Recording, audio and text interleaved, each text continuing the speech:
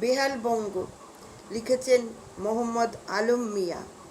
আস্তিক নাস্তিক ঝগড়া ফ্যাসাদ বর্জন করে মানুষ হও গো, মানুষ হওয়ার রাস্তা ধরে ঢিল দিলে পাটটা ঢিল ফিরে আসে, এভাবেই গ্রাস করে সর্বনাশে।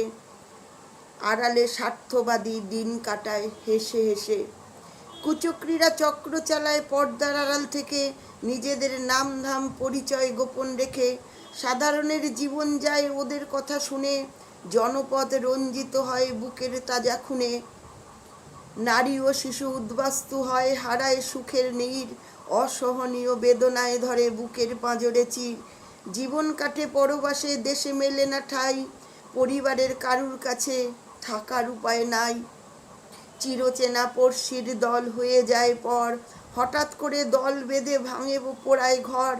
এ কেমন আচার বিচার সৃষ্টির সেরা হয়ে, জন্মের পরে কেউ আসে কি এমন শপথ লয়ে।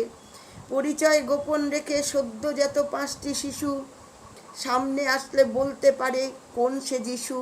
কে মুসলিম, কে হিন্দু, কেই বা খ্রিস্টান, কে বৌদ্ধ, কে পার্সি, কার সন্তান কেউ পারে না, অথচ ওরা সবাই দেবদূত। হলেও ওরা ধনী নির্ধন, মায়ের কন্যা কিংবা পুত। মানুষকে মানুষ ছাড়া অন্য কিছু বলো না, একমতে সবাই চলবে এমনভাবে চলো না। এক একজন মানুষ এক একটা সত্তা, সবাইকে দিতে হবে সবার নিরাপত্তা।